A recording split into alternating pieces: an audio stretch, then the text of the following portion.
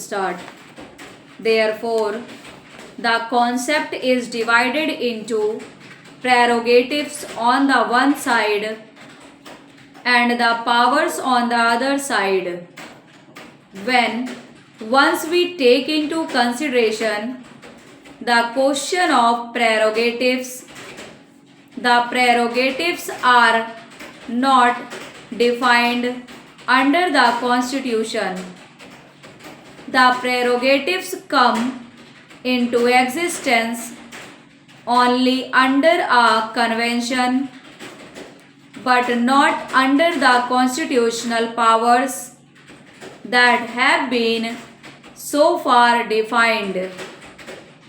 As far as the constitutional power is concerned, I am one of those, sir, who believe that as far as the articles of the Constitution and their interpretations are concerned, the position of the President of India cannot be other than the position of the British monarch in England.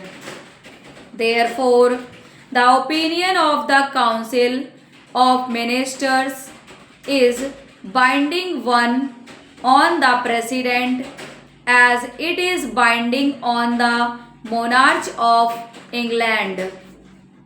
Certain very concrete illustrations have been cited by a number of speakers who have spoken on the subject. Suppose after the general elections, Parliament assembles, then the President is to call somebody from the parties to form the government. In clear cases where a party has got absolute majority, probably it leaves no doubt. But in cases where sometimes the parties are so delicately balanced that the President is not in a position to make out which party has the majority, there would always be members going from one side to the other, changing the fortunes of the party to which they belong. In such cases, what is the role of the President?